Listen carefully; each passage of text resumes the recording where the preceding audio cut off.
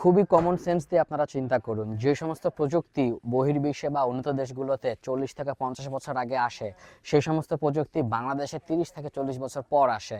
উদাহরণস্বরূপ আমরা বাংলাদেশের মেট্রো রেল, 3G 4G প্রযুক্তির কথা বলতে পারি। অন্তত উন্নত মানের দেশগুলোতে বাংলাদেশে মেট্রো রেল ঢোকার 30 থেকে 40 বছর আগে মেট্রো রেল চালু হয়ে গিয়েছিল। যেই সময় বাংলাদেশে 3G প্রযুক্তি আসে, সেই সময় উন্নত দেশগুলোতে অলরেডি 4G 5G চালু হয়ে গিয়েছে। সুতরাং এআই অবশ্যই ফিউচার, কিন্তু এই ফিউচারটি বাংলাদেশে আসতে অন্তত 20 থেকে 25 বছর আপনার অপেক্ষা করতে হবে। এআই আসলেও যারা সিএসসি ডিপার্টমেন্টের আছে বা যারা ডেস্ক জব করে তাদের চাকরিগুলো আগে খাবে।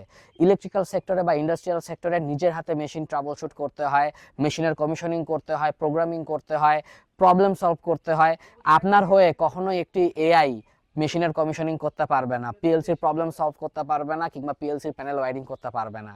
তাই যারা এই সমস্ত কথা বলে তাদের কথা থেকে বিরত থাকুন, তাদের পরামর্শ ফলো করা থেকে বিরত থাকুন। আমার কথাও বিশ্বাস করতে হবে না। আপনার যে আত্মীয়গুলো বাংলাদেশের ইন্ডাস্ট্রিতে জব করছে বছরের পর বছর ধরে, তাদের কাছ থেকে পরামর্শ নিন, প্রয়োজন পড়লে তাদের দিক নির্দেশনা নিন। ইনশাল্লাহ আপনি বুঝে যাবেন বাংলাদেশের জব মার্কেট কোন দিকে যাচ্ছে, এবং এই এআই বেস ইন্ডাস্ট্রিয়াল অটোমেশনের উপর কাজ শিখলেও আপনাকে কত বছর বেকার থাকতে হবে। ধন্যবাদ সকলকে। আসসালামু আলাইকুম।